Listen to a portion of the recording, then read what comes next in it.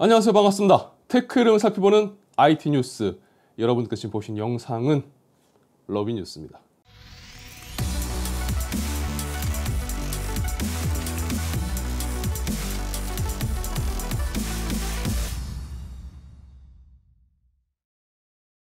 미중 분쟁의 골은 시간이 지날수록 여전히 깊어만 가는 것 같습니다.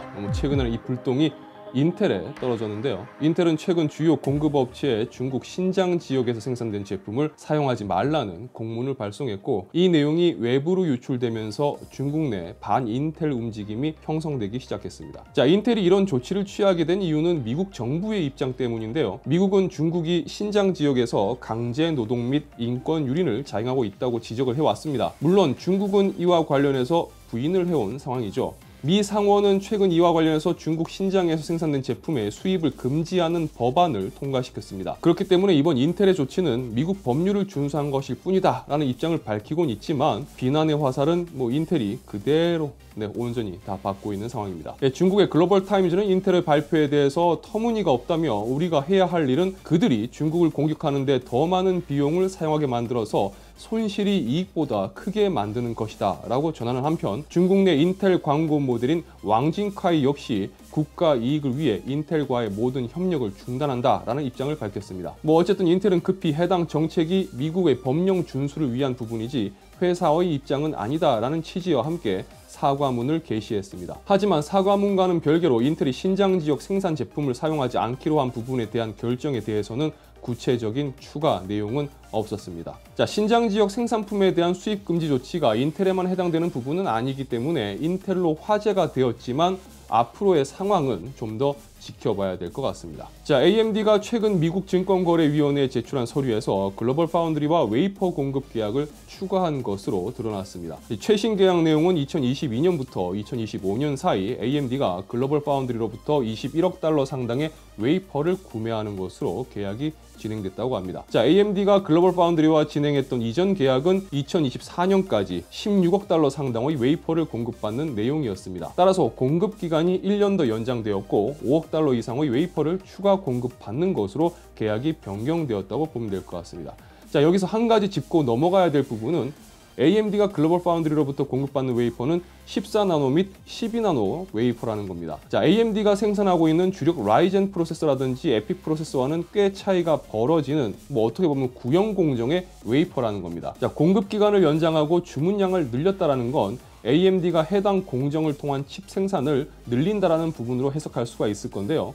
여기서 I/O 관련해서 AMD가 12나노 공정을 사용할 것이라는 부분과 현재 AMD의 주 수입원 중 하나인 인베디드 커스텀 칩 부분이 거론되고 있습니다. 그리고 AMD가 향후 이와 관련한 생산량 증가를 염두하고 있다는 부분과 내년에도 계속 이어질 것으로 보이는 글로벌 칩 공급 부족 문제에 대해서 미리 대응하기 위한 움직임이라는 해석도 나오고 있습니다. 지난 소식에서는 ASUS의 터프 3090ti 패키징샷 유출을 전해드렸었는데요. 이번에는 MSI에서 3090ti와 관련된 NDA 문서가 유출되었습니다. NDA란 일반적으로 비밀 유지 계약이라고 불리는 Non-Disclosure Agreement에서 줄여서 NDA라고 부릅니다. 이 비디오 카즈가 보도한 MSI의 NDA 관련 내용을 보면, MSI는 지포스 RTX 3090ti 슈프림 X 24GB 모델을 출시 준비 중이며, 엠바고 해제일은 1월 27일입니다. 엔비디아는 1월 4일 CES 2022에서 RTX 3090ti를 발표할 예정으로 알려져 있습니다. AMD 스레드리퍼 관련 소식을 얼마 전 전해드렸었습니다. 그리고 이번에는 이 스레드리퍼 프로 5000 시리즈의 세부 사양이 유출되었습니다. 유출된 내용을 간단하게 정리를 해보면 특이점이 하나 있는데요. 바로 하이엔드 데스크탑 라인의 스레드리퍼는 이번에 출시되지 않는다는 부분입니다. 스레드리퍼가 하이엔드 데스크탑 라인 아닌가? 스레드리퍼가 나온다면서 왜 하이엔드 데스크탑 라인이 없다는 걸까? 라고 생각하실 수가 있는데, 이전 스레드리퍼 시리즈를 살펴보면 스레드리퍼는 세부적으로 하이엔드 데스크탑 라인과 워크스테이션 라인이 분리되어 있었습니다. 그러니까 예를 들어서 64코어 128스레드를 가지는 두 모델을 비교를 해보면 3990X는 소켓 STRX4를 사용하는 하이엔드 데스크탑 라인 모델인 반면에, 스레드리퍼 프로 3995WX는 소켓 SWRX8을 사용하는 워크스테이션 라인이었습니다. 자, 그런데 이번에 유출된 내용만 볼 때는 AMD가 스레드리퍼 프로 5000 시리즈에서는 하이엔드 데스크탑 라인의 출시가 없는 것으로 보입니다. 이 젠3 아키텍처 기반의 추측하기로 스레드리퍼 프로 시리즈의 단일 칩넷은 라이젠 7 5800X와 동일한 성능을 보여줄 것으로 예상이 되고 있습니다. 그러니까 단일 코어 성능 자체는 라이젠 5800X 수준에서 구성이 된 다중코어 CPU라고 보면 될 것 같습니다. 자, AMD가 하이엔드 데스크탑 라인을 따로 준비하지 않은 부분에 대해서는 다양한 추측이 나오고 있습니다. 그 중에는 라이젠에서 이미 16코어 32스레드 제품이 나와 있고, 이런 상황에서 일반 소비자용으로서 하이엔드 데스크탑 라인업 구성이 애매해졌다는 해석도 있습니다. 또한 정말 하이엔드 데스크탑 라인이 필요한 사용자들, 그러니까 상당한 용량의 메모리가 필요하고 또 더 많은 PCI 익스프레스 레인이 필요한 사용자들이라면 이미 전문가 영역으로 두고 그런 사용자들은 스레드리퍼 프로의 워크스테이션 라인이 커버할 수 있다고 판단한 것으로 보입니다. 자, 이제 인텔도 한동안 조용했었던 이 코어 X 시리즈의 새로운 소식이 나올지 궁금해지네요. 자, 드디어 차세대 라이젠 CPU가 조금씩 베일을 벗기 시작하는 것 같습니다. 얼마 전 포브스는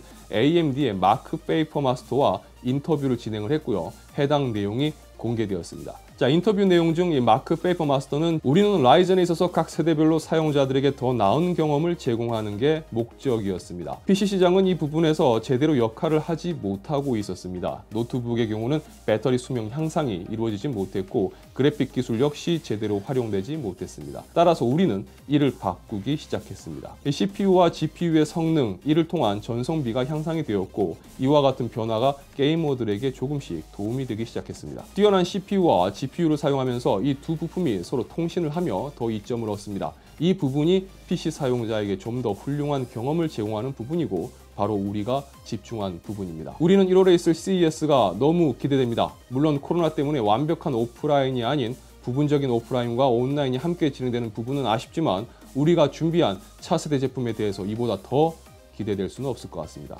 자, 지금 이 자리에서 공개할 수는 없지만 계속 지켜봐 주시길 바랍니다. 우리는 엑셀레이터에서 발을 떼지 않습니다. 전속력으로 달려가고 있습니다. 자, 인터뷰 내용에서 젠4에 대한 구체적인 내용은 없었습니다. 단 이전보다 훨씬 향상된 성능적 이점을 제공해 줄 것이라는 뉘앙스만큼은 강하게 느낄 수가 있었습니다. 자, CES를 통해서 젠4 관련한 내용을 공개할 것이라고 이야기를 했기 때문에 CES 발표를 기다려봐야 될 것 같습니다. 자, 포브스와의 인터뷰 내용 전문이 궁금하신 분들은 제가 고정 댓글에 링크를 남겨놓도록 하겠습니다. 참고하시면 좋을 것 같네요.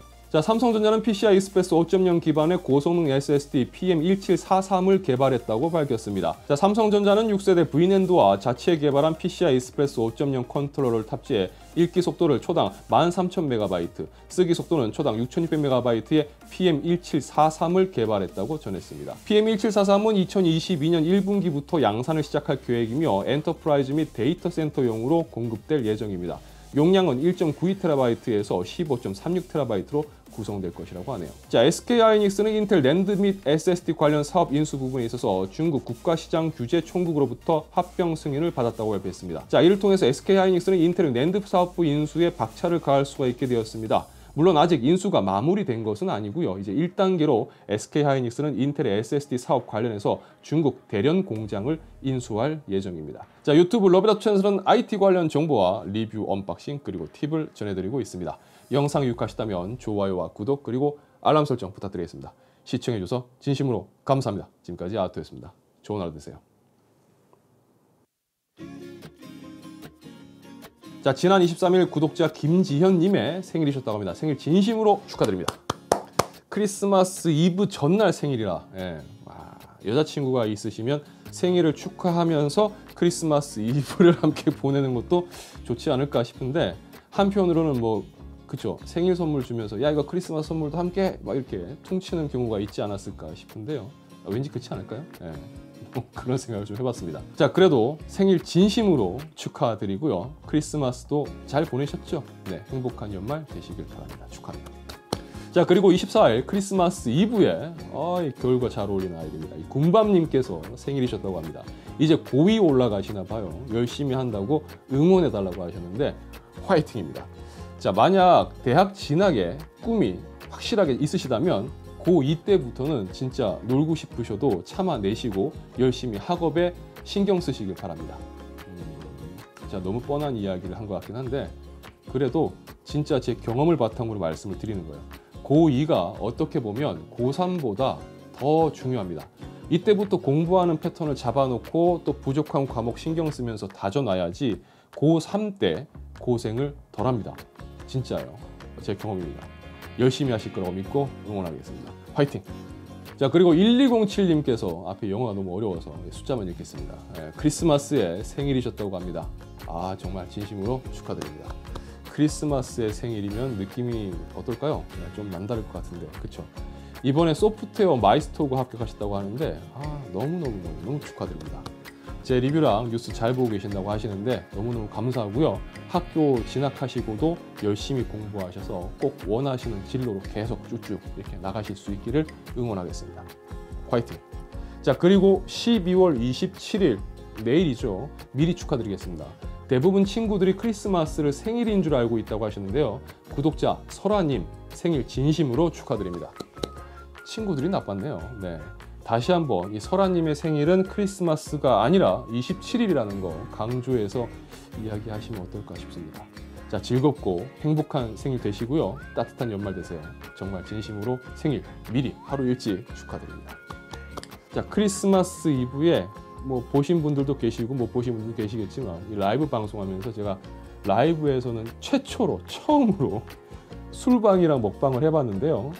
오랜만에 이제 술을 마셔서 그런지 먹은 양은 그렇게 많지는 않았는데 다음날 너무 힘들어서 고생했습니다. 어쨌든 덕분에 크리스마스가 뭐 훅 지나가는 건 굉장히 좋았습니다. 여러분들은 행복한 크리스마스 보내셨죠? 자, 오늘은 여기저기 눈이 엄청 내렸다고 하던데 눈은 내린 날보다 그 다음 날이 더 조심해야 되는 거 아시죠? 다치지 않으시도록 조심하시고 따뜻한 연말 보내세요. 구독자 여러분 사랑합니다.